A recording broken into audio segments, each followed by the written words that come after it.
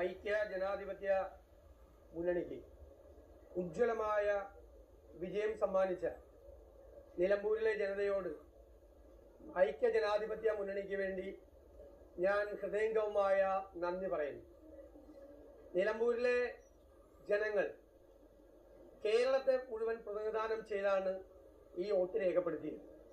കാരണം കേരളത്തിൽ 9 വർഷക്കാലമായി അധികാരത്തിലിരിക്കുന്ന പിണറായി സർക്കാരിനെ ജനങ്ങളുടെ മനസാക്ഷിയുടെ കോടതിയിൽ വിചാരണ ചെയ്യുന്ന തെരഞ്ഞെടുപ്പാണിതെന്നാണ് UDF നേരത്തെ പ്രഖ്യാപിച്ചത്.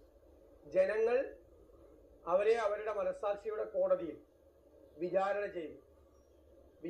ചെയ്ത് കഴിഞ്ഞ പ്രാവശ്യം 2700 വോട്ടിനാണ് ഞങ്ങൾക്ക് ആ സീറ്റ് നഷ്ടപ്പെട്ടത്.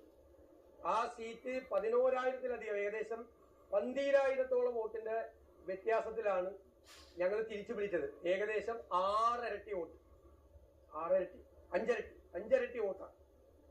തൃക്കാക്കരയിൽ ഉമാ തോമസ് വിജയിച്ചത് PT തോമസ് ജയിച്ചതിന്റെ ഇരട്ടി വോട്ടിനാണ്.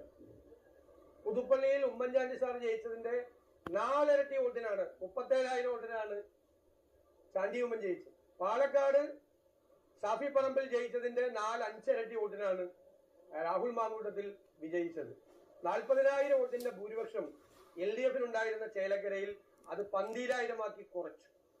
ഇപ്പോൾ ഞങ്ങളുടെ വോട്ടൊന്നും പോയിട്ടില്ല.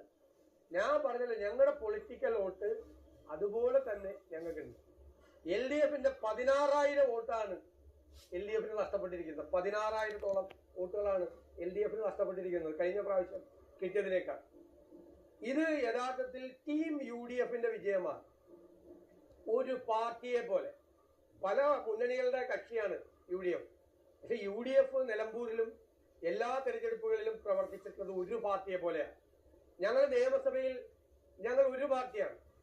ഞങ്ങൾ നിലമ്പൂരിൽ മത്സരിച്ചപ്പോൾ ഒരു പാർട്ടിയെ പോലെയാണ് ഞങ്ങൾ പ്രവർത്തിച്ചത്. യാതൊരുവിധ അപസ്വരങ്ങളും ഇല്ലാത്ത കേരള രാഷ്ട്രീയ ചരിത്രത്തിലെ ഏറ്റവും അതിശക്തമായ മുന്നണിയായി ഐക്യ ജനാധിപത്യ മുന്നണി മാറി എന്നതിന്റെ ഏറ്റവും വലിയ തെളിവാണ്. അതിനുവേണ്ടി അഹോരാത്രം ജോലി ചെയ്ത ടീം UDF-ന്റെ മുഴുവൻ നേതാക്കളെയും, ഐക്യ ജനാധിപത്യ മുന്നണി നേതാക്കളെയും പ്രവർത്തകരെയും ഞാൻ അവരോട് ഹൃദയപൂർവ്വമായ നന്ദി പറയുകയാണ്.